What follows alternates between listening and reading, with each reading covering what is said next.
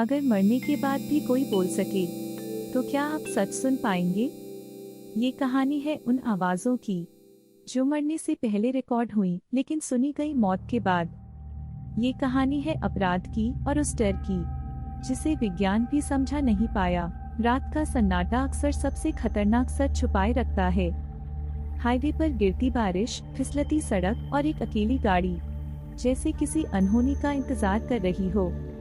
अमित वर्मा को नहीं पता था कि आज की रात उसकी आखिरी ड्राइव बनने वाली है। हेडलाइट्स पानी में टूटती हैं, स्टीयरिंग हाथ से फिसलता है और एक पल में काबू हमेशा के लिए खो जाता है। ये सिर्फ एक हादसा नहीं था, ये उस कहानी की शुरुआत थी जिसे सच कहा ही नहीं जाना था। सब कुछ अचानक शांत हो गया। सायरन की आवाज, चमकती लाल नीली लाइटें और भीगी हुई सड़क पर पड़ा एक बेजान शरीर। पुलिस के लिए ये बस एक और एक्सीडेंट था। फाइल खुलेगी, रिपोर्ट बनेगी और कुछ दिनों में केस बंद हो जाएगा। लेकिन जो कहानी सड़क पर खत्म हुई लग रही थी, वो असल में घर के अंदर शुरू होने वाली थी। घर के अंदर सब कुछ वैसा ही था जैसे अमित छोड़कर गया था, लेकिन फोन की एक वाइब्रेशन ने उस शांति को तोड़ दिया। स्क्रीन पर एक वॉइस मैसेज था। आवाज अमित की थी, बिल्कुल वही आवाज, वही लहजा। लेकिन जिस पल उसने मैसेज सुना, उसे समझ आ गया कि ये कोई आम रिकॉर्डिंग नहीं है, क्योंकि जो इंसान ये आवाज छोड़ गया था वो अब जिंदा नहीं था। कुछ दिन बाद एक और मौत की खबर आई। डॉक्टर शैलेश। कागजों में लिखा गया हार्ट अटैक। एक थका हुआ डॉक्टर, एक लंबी शिफ्ट और अचानक रुकता हुआ दिल। लेकिन सच रिपोर्ट में नहीं था, क्योंकि उसकी मौत के बाद एक नर्स के फोन पर जो आवाज पहुंची, वो किसी मरे हुए इंसान की नहीं लग रही थी। वो एक कबूलनामा था और उसके साथ डर की एक नई शुरुआत। मामला अब साधारण नहीं रह गया था। 2 मौतें, 2 आवाजें और दोनों मौतों के बाद पहुंची हुई रिकॉर्डिंग्स। यहीं से केस पहुंचा एसीपी राघव मल्होत्रा के पास। एक ऐसा अफसर जो सिर्फ सबूतों पर विश्वास करता था, कहानियों पर नहीं। उसने ऑडियो फाइल्स सुनी, टाइम स्टैम्प्स देखे और तभी उसे वो बात दिखी जो किसी और ने नहीं देखी थी। ये आवाजें मौत के बाद रिकॉर्ड नहीं हुई थी, ये आवाजें मौत से पहले की थी।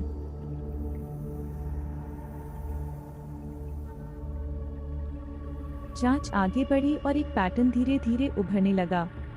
फाइलों के ढेर में एक नाम बार बार सामने आ रहा था, एक मो सहारा फाउंडेशन।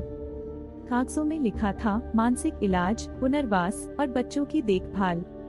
लेकिन राघव को इन फाइलों में इलाज कम और छुपाव ज्यादा दिख रहा था, जैसे किसी ने सच को जानबूझकर मोटी परतों के नीचे दबा दिया हो।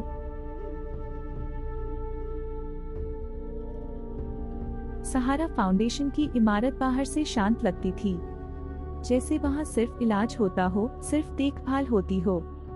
लेकिन अंदर का माहौल कुछ और ही कहानी कह रहा था। लंबे गलियारे, चुप बैठे बच्चे और उन आंखों में वो डर जो शब्दों में बयान नहीं होता। उन्हीं चेहरों के बीच एक बच्ची थी, माया। बहुत छोटी, बहुत कमजोर और बाकी बच्चों से कुछ ज्यादा खामोश।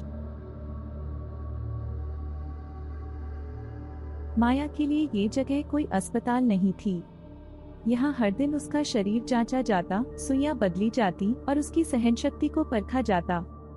वो रोती नहीं थी, शायद इसलिए क्योंकि उसे पता था कि कोई सुनने वाला नहीं है। रात को जब बाकी सब सो जाते, माया छत को देखती रहती, जैसे अंधेरे से कुछ पूछ रही हो।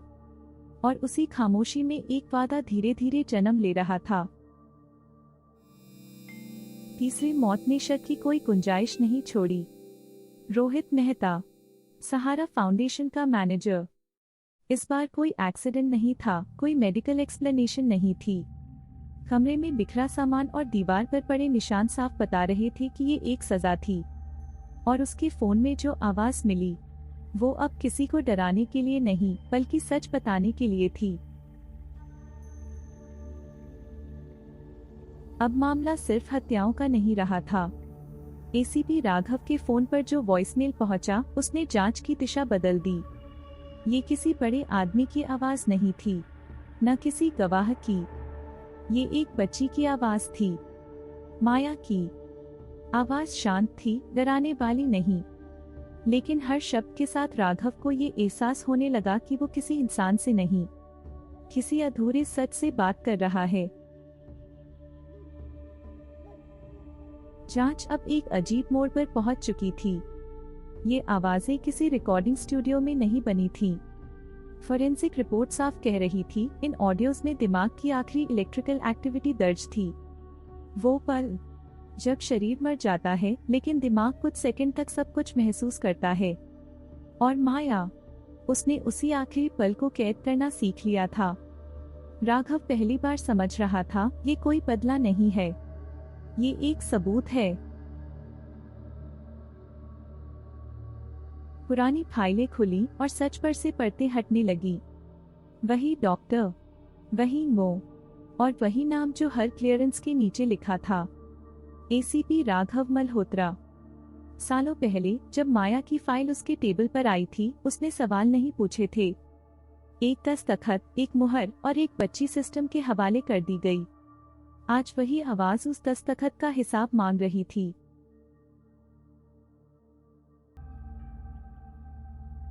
सच सामने आ चुका था, लेकिन उसका बोझ अब राघव के अंदर बैठ गया था। हर खामोशी में उसे वही आवाज सुनाई देती, माया की। आईने में खड़ा राघव खुद को देख रहा था, लेकिन नजरें अपराधी की थीं। उसे समझ आ गया था कि ये केस बाहर की दुनिया में नहीं, उसके अंदर खत्म होना है। क्योंकि जिसने सिस्टम पर भरोसा किया था, वही सिस्टम एक बच्ची की कब्र बन गया था। अब भागने का कोई रास्ता नहीं बचा था। राघव जान चुका था कि ये केस किसी गिरफ्तारी से खत्म नहीं होगा। सच को सामने आना ही था। कैमरों के सामने खड़ा होकर उसने वो सब कह दिया जो सालों पहले कागजों में दबा दिया गया था। देश ने एक अपराधी देखा, लेकिन राघव ने पहली बार खुद को इंसान की तरह महसूस किया। क्योंकि कुछ सच सजा से नहीं, स्वीकारोक्ति से पूरे होते हैं।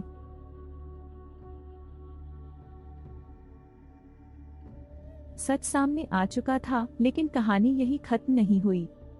रात के सन्नाटे में जब सब कुछ शांत हो गया, राघव फिर से अकेला रह गया। आईने में दिखता चेहरा वही था, लेकिन नजरें अब भी किसी और को ढूंढ रही थीं। फोन अपने आप रिकॉर्डिंग मोड में चला गया। टाइमर 0 पर था, लेकिन वेवफॉर्म हिल रही थी, जैसे कोई बोलना चाहता हो।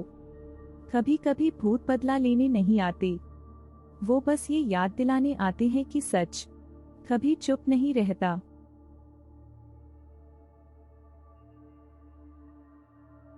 आपको लगा कहानी यही खत्म हो गई, लेकिन कुछ फाइलें कभी बंद नहीं होती।